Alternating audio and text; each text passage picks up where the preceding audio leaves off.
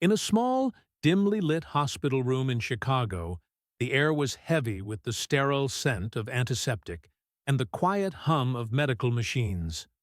10-year-old Liam Thompson lay propped up on a bed that seemed too big for his frail frame, his pale skin almost translucent under the fluorescent lights. His brown eyes, though tired, sparkled with a stubborn defiance as he clutched a worn-out Black Sabbath t-shirt, its faded logo barely clinging to the fabric. The room was a shrine to his hero, Ozzy Osbourne. Posters of the Prince of Darkness plastered every wall, their edges curling from months of being taped and retaped. A battered CD player sat on the bedside table, looping Crazy Train for what must have been the 1,000th time. For Liam, Ozzy's music wasn't just sound. It was a lifeline, a roaring rebellion against the leukemia that had been stealing his strength for nearly 2 years. Each chord, each scream of Ozzy's voice gave him something to hold on to when the pain of chemotherapy burned through his veins or when the fevers left him shaking under thin hospital blankets. His mother, Sarah Thompson, sat beside him, her hands folded tightly in her lap, her dark hair pulled back in a messy bun that hadn't been touched in days. She was 34 but looked older, the lines of worry etched deep into her face, her green eyes red-rimmed from sleepless nights. Across the room, David Thompson, Liam's father, leaned against the wall, his construction worker's hands stuffed into the pockets of his jeans, his jaw clenched as he stared at the floor. The family had been living in this hospital room more than their modest Chicago apartment for months, and the weight of it all was crushing them. Liam's diagnosis had come like a thunderclap when he was 8, a routine checkup spiraling into a nightmare of blood tests and somber doctors. Acute lymphoblastic leukemia, they'd said, aggressive and unrelenting. The first year had been a blur of hope and heartbreak. Remission seemed possible at one point, but the cancer came back stronger, mocking their prayers. Now, the doctors were blunt. Liam had weeks, maybe a month, left. The words had landed like a physical blow, leaving Sarah gasping for air in the hospital corridor while David punched a wall so hard his knuckles bled. But Liam, somehow, hadn't flinched. He'd looked at his parents with those big, stubborn eyes and said, "I'm not scared, Mom. I just want to do something big before I go, something that feels alive." That's when he'd told them his dream, the one thing that kept his heart beating through the pain. He wanted to meet Ozzy Osbourne. Not just meet him, but stand with him, feel the pulse of a concert, maybe even rock out on stage, like he'd seen in grainy YouTube clips of Ozzy's wild performances. "I want to feel his music in my bones, Mom," Liam had whispered, his voice hoarse from the tube in his nose. "I want to show him I can headbang like he does, even if I'm tired." Sarah had smiled through her tears, brushing a lock of Liam's thinning hair from his forehead. She'd promised to try, but her heart sank at the impossibility of it. Ozzy Osbourne was a global icon, his concerts sold out months in advance. And the Thompsons weren't exactly swimming in money. David's job as a construction foreman barely covered their bills, let alone medical costs that insurance didn't touch.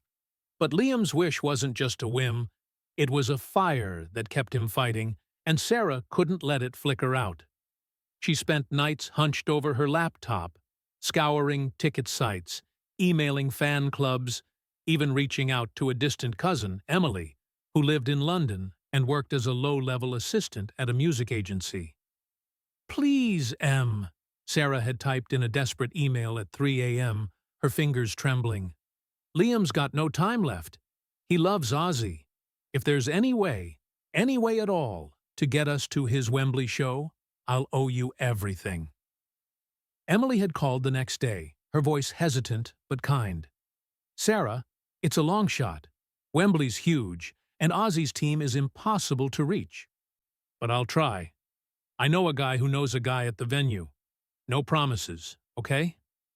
Sarah had nodded into the phone, tears streaming down her face, knowing no promises was better than nothing. Days turned into a blur of hospital visits and whispered prayers. Liam's condition worsened, fevers spiked, his breathing grew shallow, and his small body seemed to shrink into the bed. Yet, every time Sarah thought he might slip away, he'd hum a line from Paranoid or tap his fingers to the rhythm of Bark at the Moon, and it was like Ozzy's music was anchoring him to the world. Sarah and David took turns staying by his side, one of them always holding his hand, afraid to let go. David, usually stoic, broke down one night when Liam was asleep, his head buried in his hands. "He's just a kid, Sarah. Why him? Why can't I take this for him?" Sarah had no answers, only the same ache in her chest. But she clung to Liam's dream like a lifeline of her own. She called Emily daily, her voice growing more frantic with each passing hour. "Anything yet?" she'd ask, and Emily's replies were always the same. "I'm working on it. It's tough, but I'm trying." Sarah didn't tell Liam about her efforts, not wanting to raise his hopes only to crush them. But she kept a photo of Ozzy on her phone, the one Liam loved most, Ozzy in his black leather, arms outstretched, commanding a sea of fans. She'd look at it when Liam slept, whispering to herself, "Please, let him have this." Then, a miracle. 3 days before Ozzy's Wembley concert, Emily called, her voice shaking with excitement. "Sarah, I got them. Not backstage, but special access seats, right near the stage. A friend at the venue pulled strings. You'll need to fly to London, and it's not cheap, but you can see him, Sarah. Liam can see Ozzy." Sarah's knees buckled, and she sank to the hospital floor, sobbing so hard a nurse rushed over. David, overhearing the call, grabbed her shoulders, his eyes wide. "We're going. Really?" Sarah nodded, unable to speak. They didn't have the money. Not really. But David didn't hesitate. He emptied their savings, cashed in an old 401k, and sold his father's vintage watch, the one thing he'd sworn never to part with. "For Liam," he said simply, and Sarah knew there was no arguing. The doctors were skeptical, warning that travel could be dangerous for Liam's fragile condition. "He's too weak," one said, shaking her head. "The stress could—" Sarah cut her off. "He's stronger than you think. He's got Ozzy." Against medical advice, they arranged for a medical transport to get Liam to London, complete with portable oxygen and a nurse on standby. The journey was grueling. Liam, bundled in blankets and wearing his favorite Ozzy t-shirt, a black one with a blazing red "No More Tears" logo, was so weak he could barely keep his eyes open. David carried him through O'Hare Airport, Sarah clutching the special access passes like they were made of gold. On the flight, Liam drifted in and out of consciousness, but when he was awake, he talked about Ozzy, how he'd watched videos of the singer biting the head off a bat, how he loved the way Ozzy screamed like he was fighting the whole world. "I'm gonna headbang with him, Mom," Liam said, his voice barely a whisper, a smile tugging at his pale lips. "I've been practicing in my head." Sarah's heart broke and soared at the same time. She checked his pulse every hour, terrified the trip was too much, but Liam's eyes had a spark she hadn't seen in weeks. When they landed in London, Emily met them at Heathrow, her face lighting up as she hugged Sarah. "You made it," she said, then knelt to Liam's level. "You ready to rock, kid?" Liam nodded, too tired to speak, but his smile saying everything. At the hotel, a small, budget place near Wembley, Sarah and David took turns watching Liam sleep, his breathing uneven but steady. Sarah unpacked his t-shirt and a pair of tiny black jeans, the closest thing Liam had to Ozzy's stage look. She'd sewn a patch onto the jeans, a homemade version of Ozzy's bat logo, and Liam had grinned when he saw it. "I'm gonna look cool for Ozzy," he'd said, and Sarah had to turn away to hide her tears. The morning of the concert, Liam woke with more energy than he'd had in months. He insisted on standing in front of the hotel mirror, practicing his head bang, a slow, careful nod of his head, all he could manage. David helped him into his t-shirt, and Sarah tied a black bandana around his bald head, covering the scars from countless treatments. "You look like a rock star," David said, his voice thick, and Liam beamed, his eyes brighter than they'd been in weeks. Sarah checked the passes again, her hands shaking. They weren't backstage, but they were close enough for Liam to see Ozzy's wild hair, his leather jacket, his manic energy. Close enough, Sarah prayed, for Liam to feel alive. As they arrived at Wembley Stadium, the roar of the crowd was already building, a tidal wave of sound that made Liam's eyes widen. David carried him to their seats in the special access section, just 20 feet from the stage, a spot secured through Emily's relentless persistence. Liam's oxygen tank was tucked discreetly beside him, and Sarah kept one hand on his wrist, feeling his pulse race with excitement. The stadium was a sea of black t-shirts, flashing lights, and screaming fans, the air electric with anticipation.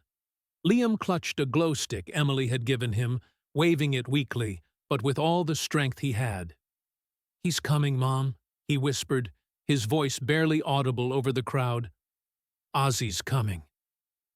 Sarah squeezed his hand, her heart pounding.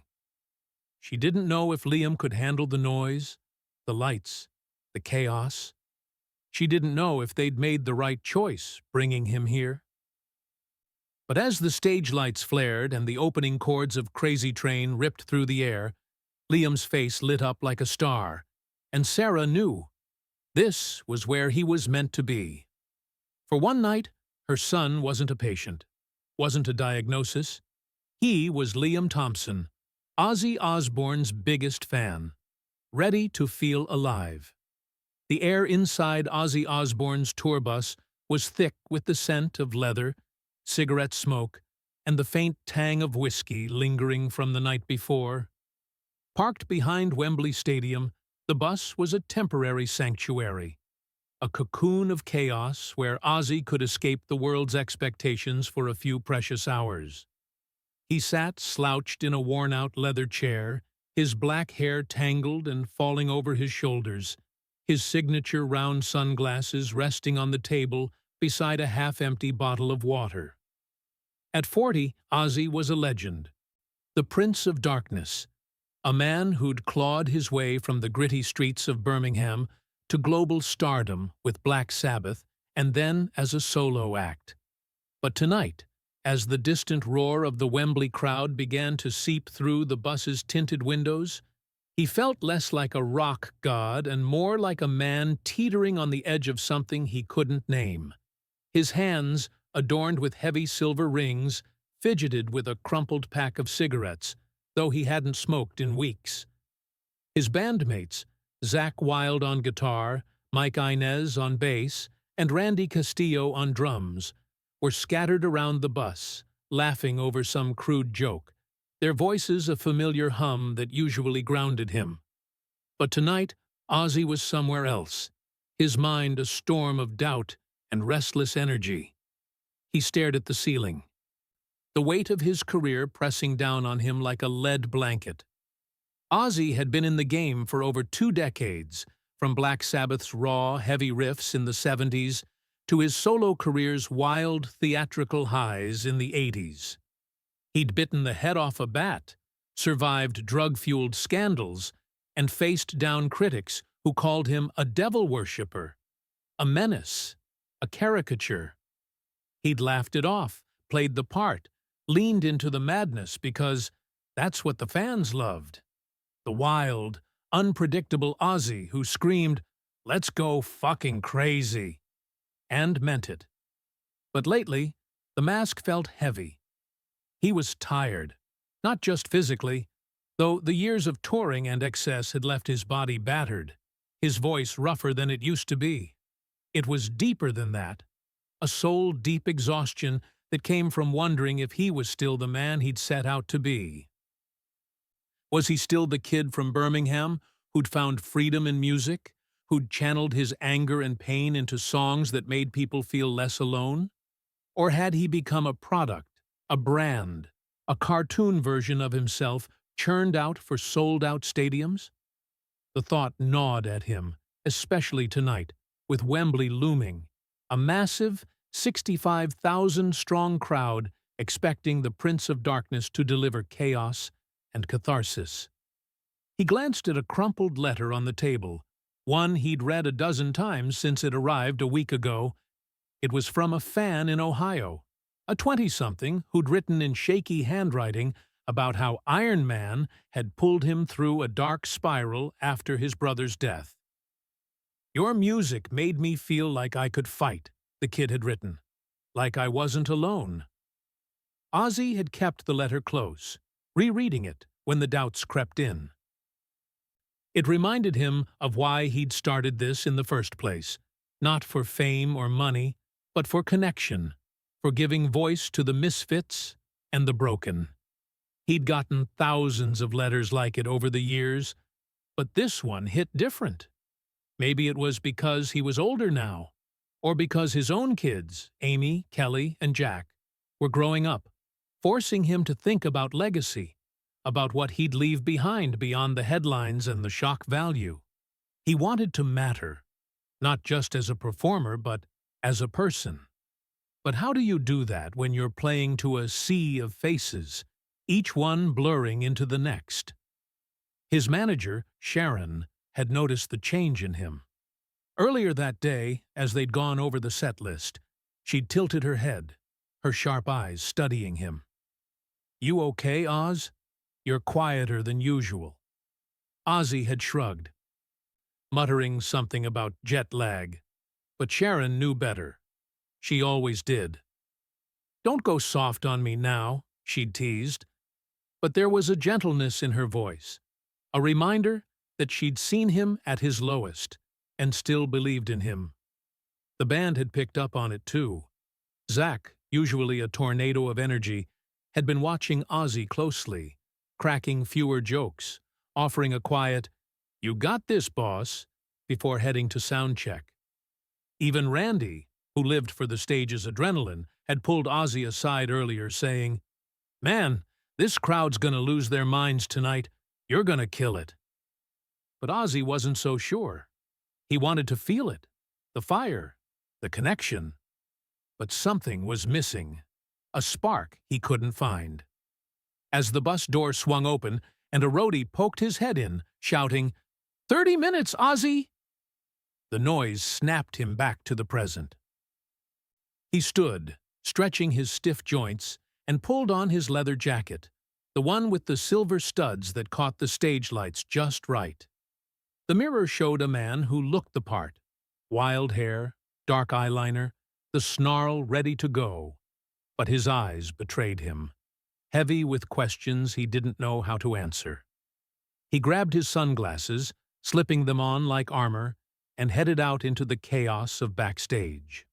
Wembley was alive, a beast of its own, with crew members darting around, cables snaking across the floor, and the low rumble of the crowd growing louder by the second.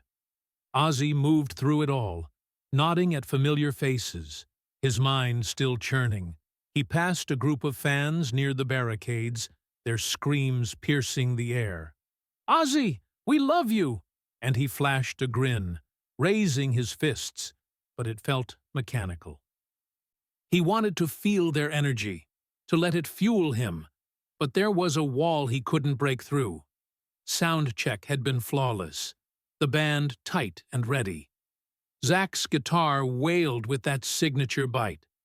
Mike's bass thumped like a heartbeat, and Randy's drums were a thunderstorm.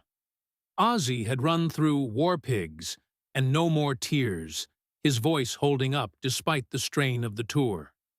But as he stood in the wings, watching the stage lights flare to life, he felt a knot in his chest. This wasn't just another show. Wembley was a milestone, a place where legends were made, and he wanted it to mean something. He thought of that kid in Ohio, of the fans who'd carried his music through their own darkness. He wanted to give them something real tonight, not just a performance, but a moment they'd carry with them. As the intro tape rolled, a haunting mix of organ chords and crowd chants, Ozzy took a deep breath, trying to shake the weight. "Let's go fucking crazy," he muttered to himself, the mantra that had carried him through 1,000 shows. The stage was a blaze of light and sound as he stepped out, the crowd erupting into a wall of noise that hit him like a physical force. 65,000 voices screamed his name, hands raised, lighters flickering like stars. Ozzy fed off it, launching into Crazy Train with a feral energy, his voice raw but powerful, his body moving with that unpredictable swagger that made him a legend. The band was a machine, Zach shredding through riffs, Randy pounding the drums like a man possessed. "Bark at the Moon" followed, the crowd howling along, and then No More Tears, its heavy groove turning the stadium into a living, breathing entity. Ozzy was in his element, leaping across the stage, tossing water bottles into the crowd, his grin wide and wild. But even as he gave himself to the performance, that nagging feeling lingered. He scanned the sea of faces, their eyes locked on him, and wondered who they were, what they carried, what they needed from him. Were they here for escape, for rebellion, for something deeper? By the time the opening chords of Paranoid hit, the stadium was a powder keg, the energy explosive. Ozzy was at the center of it, his arms outstretched, his voice a primal scream as he belted out the iconic riff's lyrics. The crowd was a tidal wave, singing every word, their voices blending into a roar that shook the stadium's bones. Zach's guitar wailed, Mike's bass thumped, and Randy's drums were relentless, driving the song forward. Ozzy felt the rush, the adrenaline that had always carried him through, but that question still gnawed at him.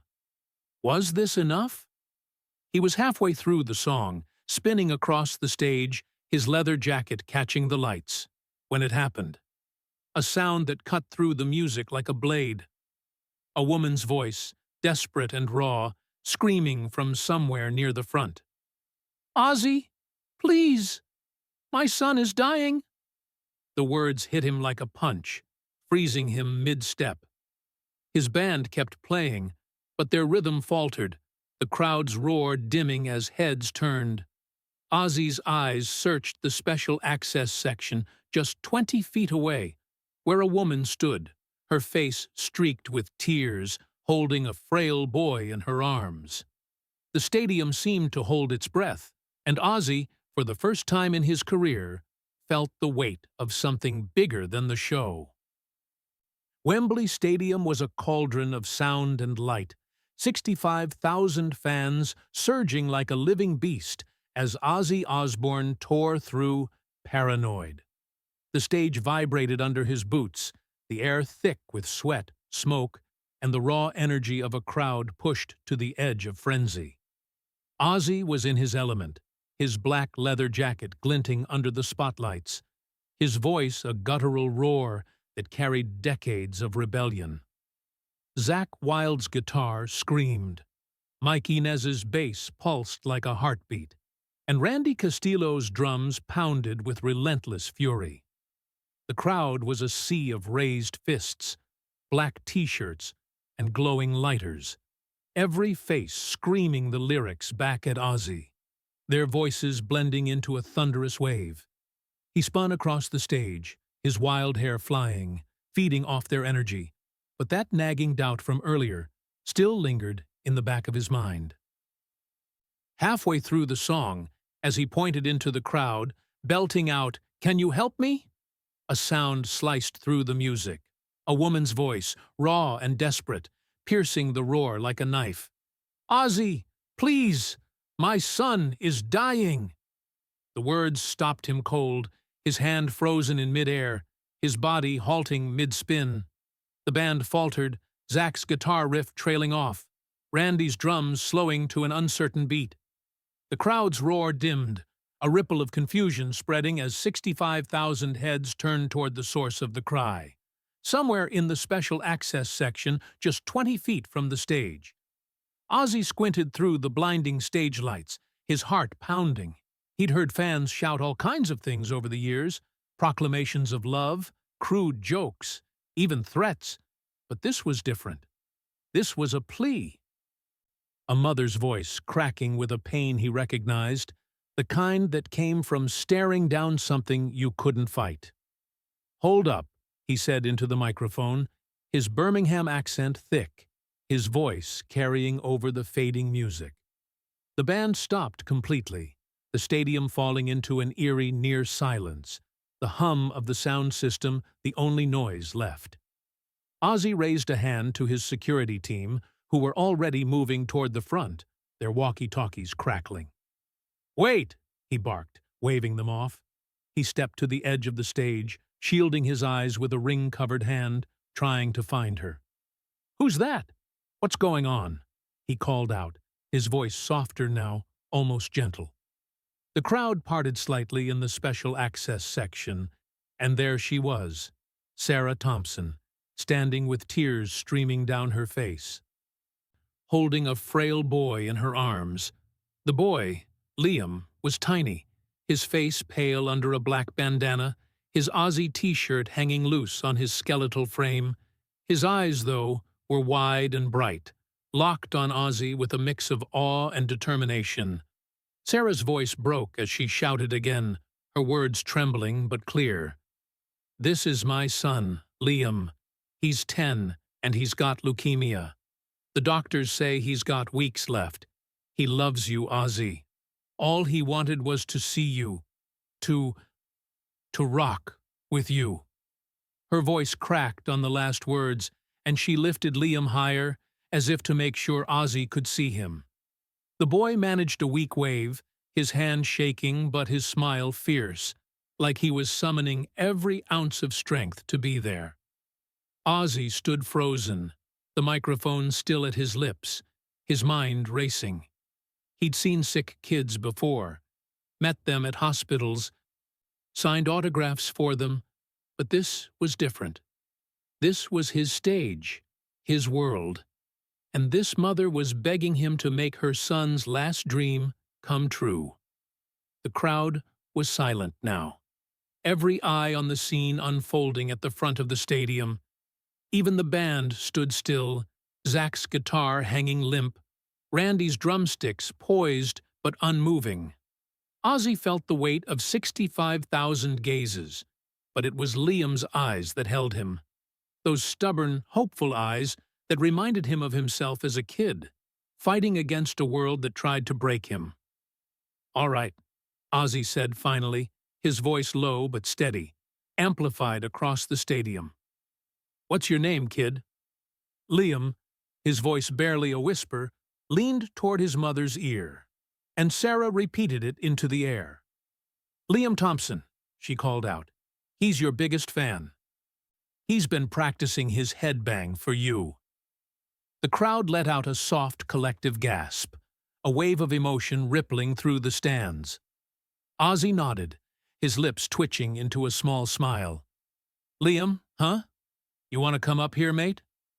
The words were out before he could overthink them, and the stadium erupted, not in the usual wild cheers, but in a warm, encouraging roar, like a family urging one of their own.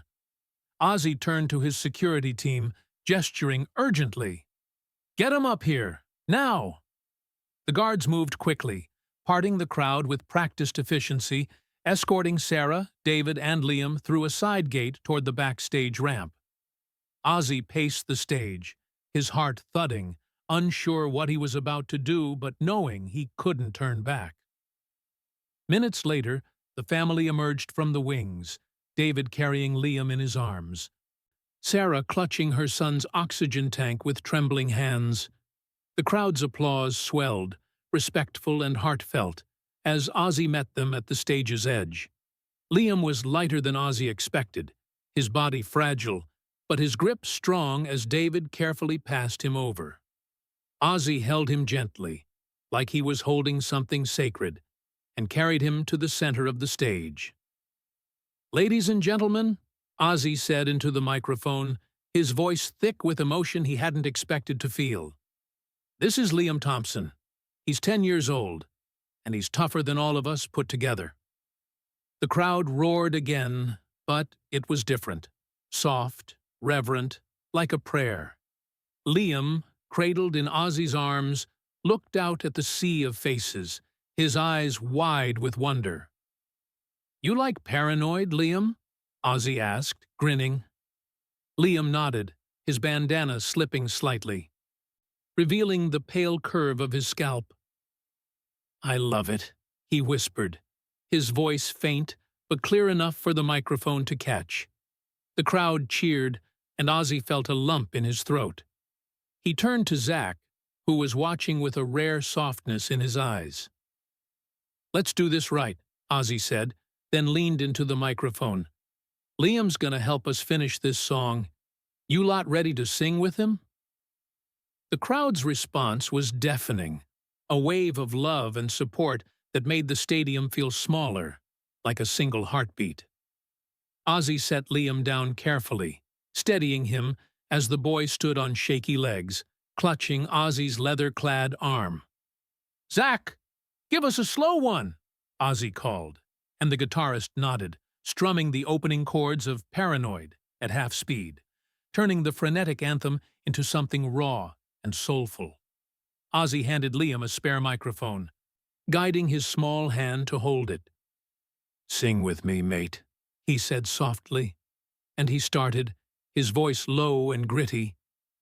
"Finished with my woman, 'cause she couldn't help me with my mind."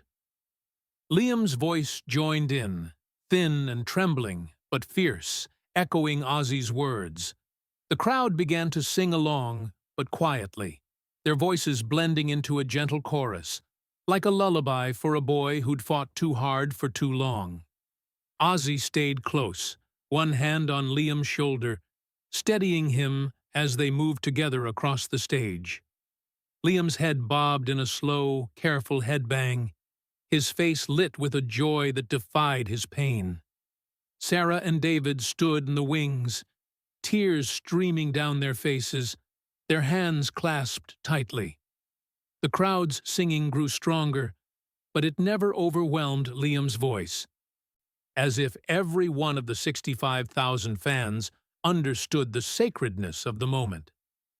When the song ended, Ozzy knelt to Liam's level, his sunglasses slipping down his nose. "You're a rock star, Liam," he said, loud enough for the microphone to carry it. Then, in a move that surprised even himself, he took off his signature round sunglasses and placed them on Liam's face. "These are yours now, mate. Wear 'em proud." Liam's smile was blinding, his small hands touching the lenses like they were a treasure. The crowd erupted again, a mix of cheers and sobs, as Ozzy lifted Liam back into his arms, carrying him to his parents. Before handing Liam back, Ozzy leaned close, whispering, "You keep fighting, all right? I'm gonna check on you." Liam nodded, his eyes shining through the oversized sunglasses.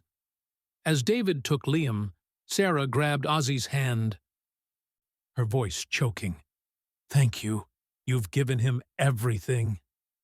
Ozzy just nodded, his throat too tight to speak. He turned back to the crowd, raising his fists, and shouted, "This is for Liam!" The stadium exploded, the energy shifting from wild to something deeper, a shared moment of humanity. Ozzy signaled the band to start War Pigs, and as the heavy riffs filled the air, he felt something shift inside him. This wasn't just a show anymore. It was a connection, a purpose. He glanced at Liam, now back in his mother's arms in the special access section, waving his glow stick, and Ozzy knew this night would stay with him forever. The echo of Wembley Stadium's roar lingered in Ozzy Osbourne's mind as he sat in his dressing room, the adrenaline of the night still coursing through him. His leather jacket hung on a chair, the silver studs catching the dim light, but his signature round sunglasses were gone, now resting on the face of a 10-year-old boy named Liam Thompson. The image of Liam, frail but fierce, standing on stage with him during Paranoid, was seared into Ozzy's memory. Those stubborn brown eyes, that shaky headbang, the way 65,000 strangers had sung for him, turning a rock anthem into a lullaby. Ozzy leaned back, his hands running through his tangled hair, a rare quiet settling over him. Sharon, his manager and wife, poked her head in, her sharp eyes softening when she saw his expression. "You okay, love?" she asked, and Ozzy just nodded. His voice caught somewhere deep. "That kid," he said finally, "he's something else." Sharon smiled, squeezing his shoulder. "You gave him something special tonight, Ozzy. You gave him a moment." But Ozzy knew it was more than that. Liam had given him something, a reminder of why he'd poured his life into music, a spark he'd been chasing all tour. As the crew packed up outside, Ozzy made a quiet promise to himself. He'd stay in touch with Liam, make sure the kid knew he wasn't alone. Back in Chicago, Liam Thompson was different. The doctors had warned Sarah and David that the trip to Wembley could be too much for his fragile body, that the excitement might hasten the inevitable. But when they returned to the hospital, something had shifted. Liam's fever broke the next day. His blood work showed a slight improvement. And his smile, God, that smile, was brighter than it had been in months. He wore Ozzy's sunglasses everywhere, perched comically large on his small face, refusing to take them off even during scans. "Ozzy gave 'em to me," he'd tell the nurses, his voice stronger than it had any right to be. "He said I'm a rock star." Sarah and David watched in awe, clinging to every small victory. The doctors couldn't explain it. Leukemia didn't just pause, but they admitted Liam's spirit seemed to be defying the odds. "He's got fight in him," one doctor said, shaking her head. Sarah, holding Liam's hand as he slept, whispered to David, "It's not just fight. It's Ozzy. That night, it's like it woke something up in him." David nodded, his eyes wet. He'd sold everything for that trip. But seeing Liam's joy, hearing him hum Paranoid through the pain, made it worth every penny. Ozzy kept his promise. A week after Wembley, he called the Thompson family from a hotel in Berlin, his voice crackling through the hospital's spotty phone line. "Liam, mate, you still rockin' those shades?" he asked, and Liam's laugh, weak but genuine, was the best sound Ozzy had heard in years. They talked about music, about how Liam had been practicing his air guitar to Crazy Train, about how he wanted to grow his hair long like Ozzy's when he got better. Sarah, listening in, cried silently, her heart swelling with gratitude. Those calls became a lifeline. Every few weeks, Ozzy would check in, sometimes sending Liam a signed poster or a tour T-shirt. Once he mailed a tiny leather jacket, custom-made to fit Liam's small frame, with a note that read, "For my mate, the toughest rocker I know." Liam wore it constantly, even when it was too warm, strutting through the hospital halls like a miniature prince of darkness. The nurses started calling him Little Ozzy, and Liam ate it up, his spirit burning brighter with every connection to his hero. Miraculously, Liam didn't fade in weeks or months. The doctors called it a medical anomaly, but Sarah and David knew it was more. That night at Wembley, the love of 65,000 strangers, the moment with Ozzy, It had ignited something in Liam, a will to live that no treatment could explain. He lived for 3 more years, defying every prognosis. In that time, he went home, went back to school for short stretches, and even attended another Ozzy concert in Chicago, front row seats, courtesy of Ozzy himself. Liam, now 13, was stronger, though still frail, his bandana swapped for a mop of regrown hair. Ozzy spotted him in the crowd during No More Tears and, in a spontaneous moment, pulled him on stage again. This time, Liam walked up himself, no longer needing to be carried. They didn't sing, just stood together, Ozzy's arm around Liam's shoulders, the crowd roaring as Ozzy shouted, "This is my mate Liam! He's tougher than all of us!" Liam, wearing the same sunglasses, raised a fist, and the crowd lost it, their cheers shaking the arena.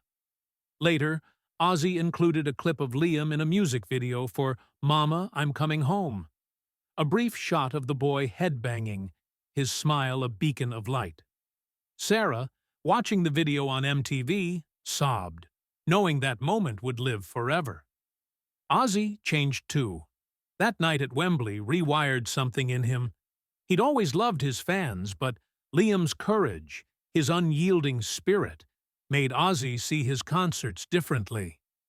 He started scanning the crowd for faces like Liam's, kids with that same stubborn fire, fans carrying burdens he could only imagine. He began dedicating parts of his shows to sick children, inviting them backstage when he could, sending letters or calling hospitals. It wasn't just PR, it was personal. Liam reminded me what this is about, he told Sharon one night, his voice quiet. It's not just the music, it's the people. Sharon, ever practical, turned it into something bigger, working with charities to connect Ozzy with kids in need.